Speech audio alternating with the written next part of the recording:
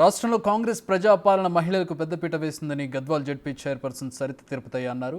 మహిళలకు ఉచిత బస్సు, వడ్డీ లేని రుణాలు ఇచ్చి సీఎం రేవంత్ మహిళలను ప్రోత్సహిస్తున్నారని తెలిపారు. స్థానిక సంస్థల్లో మహిళలకు 50% రిజర్వేషన్ ఇచ్చినప్పటికీ గత ప్రభుత్వం వారికి అభివృద్ధిలో సముచిత స్థానం కల్పించలేదని మండిపడ్డారు.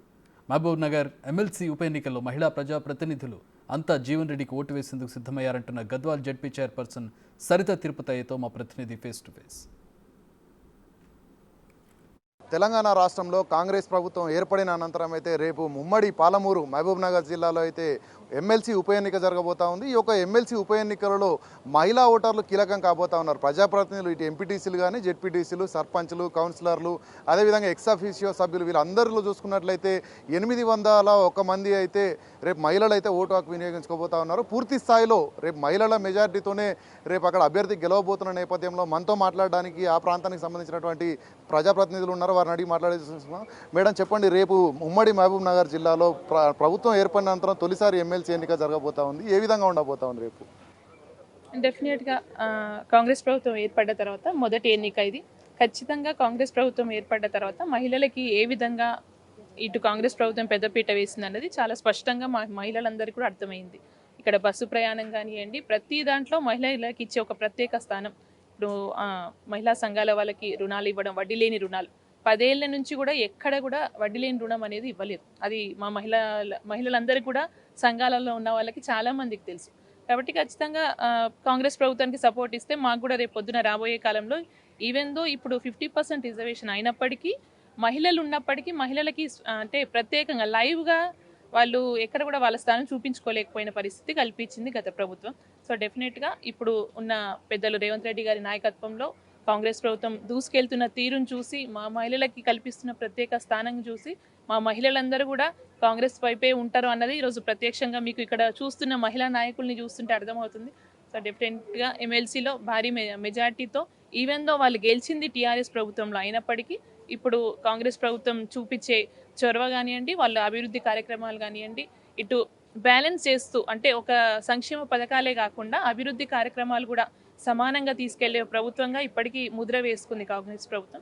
సో డెఫినెట్గా ఇది మా మహిళలు మళ్ళీ ఎమ్మెల్సీ కూడా గెలిచే దాంట్లో మా పాత్ర మాత్రం డెఫినెట్గా ఎక్కువ ఉంటుంది. ఎందుకంటే మీరే చెప్తున్నారు 801 మహిళా ఓటర్లు ఉన్నారు.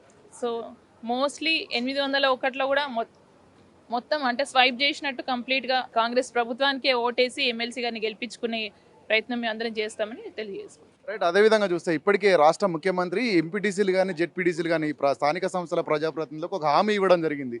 తాను కూడా జెడ్పీటీసీ స్థాయి నుంచి వచ్చిన కాబట్టి ఖచ్చితంగా ఎలక్షన్ కోడ్ అనంతరం అయితే ఖచ్చితంగా వాళ్ళకు కూడా విధి విధానాలు రూపొందించి అభివృద్ధిలో భాగస్వామ్యం చేస్తా ఉన్నారు. దీని ప్రభావం ఏ విధంగా ఉండబోతుంది రేపు జరగనున్న ఎలక్షన్లలో? మీరు అన్నది 100% వాస్తవం. ఎందుకంటే గత 10 ఏళ్ల నుంచి కూడా నేను జెడ్పీటీసీగా గెలిచి జెడ్పీ చైర్మన్ అయినప్పటికీ, ఒక క్యాబినెట్ ర్యాంక్లో ఉన్నప్పటికీ కూడా చాలా ఎక్కడ కూడా మాకు స్కోప్ లేకుండా మేము సొంతంగా నిర్ణయాలు తీసుకోవడానికి కానివ్వండి, వర్కులు ఇవ్వడానికి ఎక్కడ కూడా మాకు అవకాశం లేకుండా నిర్వీర్యం చేసి పెట్టిండ్రు మొత్తం గత ప్రభుత్వం. 10 ఏళ్ల నుంచి కూడా జెడ్పీ చైర్మన్ అంటే వాస్తవానికి ఎమ్మెల్యేలు అందరికీ కూడా బాస్గా ఉండేది ఒకప్పుడు. కానీ మేమేదో కుర్చీలకు మాత్రమే పరిమితం, లేకపోతే క్యాడర్కి మాత్రమే పరిమితం చేసింది. అది కాకుండా జెడ్పీటీసీగా పెద్దలు రేవంత్ రెడ్డి గారు ఈరోజు సీఎంగా ఉన్నప్పటికీ ఆయన జెడ్పీటీసీ స్థానం నుంచే ఎదిగిన వ్యక్తిగా ఆయనకి జెడ్పీటీసీకి ఉండాల్సిన ఇంపార్టెన్స్ ఏంది, వాళ్ళకి ఇవ్వాల్సిన విలువలు ఏంది ఆయనకు తెలుసు. కాబట్టి ఖచ్చితంగా రాబోయే కాలంలో స్థానిక సంస్థలన్నిటికీ కూడా బలోపేతం చేస్తూ మన ప్రభుత్వాన్ని ముందుకు తీసుకెళ్లాలని ఆయన మాట ఇచ్చారు. సో డెఫినెట్గా మా ఇప్పుడున్న ఎంపీటీసీలు ఇంకో 3 నెలలు పీరియడ్ ఉంది. అయినప్పటికీ కూడా వాళ్ళకి ప్రభుత్వం మీద నమ్మకం, వాళ్ళు తీసుకున్న చొరవ నెక్స్ట్ పీరియడ్కి కూడా ఉపయోగపడుతుంది. కాబట్టి డెఫినెట్గా అది మాకు ఒక ప్లస్సే అని అనుకుంటున్నాం. రాబోయే కాలంలో కాంగ్రెస్ ప్రభుత్వంలో స్థానిక సంస్థల్ని ఖచ్చితంగా బలోపేతం చేసే వాగ్దానం పెద్దలు రేవంత్ రెడ్డి గారు చేస్తున్నాం. సో ఆ హోప్తోనే మేము కూడా ముందుకెళ్తున్నాం. అదే ప్రయత్నంలో మా నాయకులందరూ కూడా ముందుకెళ్తారని ఆశిస్తున్నాం. రైట్. ఇప్పటికే మనం చూస్తే ముఖ్యమంత్రిగా రేవంత్ రెడ్డి పాలమూరు జిల్లా నుంచి అయితే ప్రాతినిధ్యంలో ఉన్నారు. ఇది తొలి ఎన్నిక జరుగుతూ ఉంది. అంటే పార్టీలకు అతీతంగా ఉండబోతా ఉందా రేపు ఎన్నిక? అభివృద్ధిని ఆశిస్తూ ఉండబోతుంది. ఏ విధంగా చూడవచ్చు దీన్ని? డెఫినెట్గా ఒక పాలమూరి బిడ్డగా రేవంత్ అన్న సీఎం గారు రావడం నిజంగా నేను కూడా ఒక పాలమూరి బిడ్డగా నేను కూడా గర్విస్తున్నాను. అటు నడిగడ్డ అత్తగారూరు, షాద్నగర్ నా అమ్మగారూరు. సో 2 కలిపి నేను పాలమూరి బిడ్డగా ఈరోజు మా జిల్లా నుంచి, ఉమ్మడి జిల్లా నుంచి సీఎం గారు రావడం ఇది అంటే రాబోయే కాలంలో ఉమ్మడి జిల్లాకి ఇది ఒక మంచి శుభ సూచకంగా భావిస్తున్నాను. నాయకత్వం ఆయన నాయకత్వం ఇప్పటికీ 3 నెలల పీరియడ్ అయిపోయింది, ఎక్కువ కూడా కాలేదు. 3 నెలల్లోనే ప్రజలకి ఏ విధంగా న్యాయం చేయగలరు అనేది ఒక నమ్మకం ప్రజల్లో ఏర్పడింది.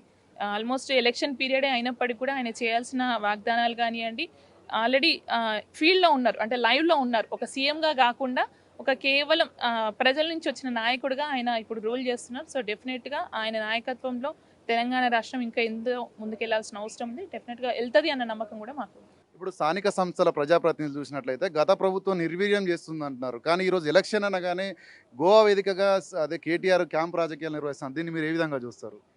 అది అంటే నాయకులుగా ఎంపీటీసీలుగా జెడ్పీటీసీలుగా గెలిచిన ప్రతి ఒక్కరికి వాళ్ళ అంటే ఆత్మసాక్షికి తెలుసు. వాళ్ళు గత 5 ఏళ్ల నుంచి కూడా ఆల్మోస్ట్ 3 months ఉంది 5 ఏళ్ళు కంప్లీట్ కావడానికి. ఆ పీరియడ్లో వాళ్ళు ఏం న్యాయం చేయగలిగినారు, ప్రజలకి ఒక మాట ఇచ్చి మేము ఒక న్యాయం చేస్తాం, అభివృద్ధి చేస్తామని ముందుకు వచ్చిండ్రు. వాస్తవమే, అప్పుడు ఓట్లు వేసిండ్రు, గెలిపించిండ్రు. కానీ ఏ న్యాయం చేయలేము, సరే అయిపోయింది పీరియడ్, ఇప్పుడు ఏం చేయాలో మేము చేసి చూపిస్తామనే ధోరణిలో ప్రతి ఒక్కరు ఉన్నారు. నేను కూడా అంటే ఒక జెడ్పీసీగా గెలిచినప్పుడు నేను కూడా కొన్ని వాగ్దానాలు చేసి వచ్చింట, అవన్నీ చేయలేకపోయినా అన్న బాధ నాకు కొంచెం ఉంది.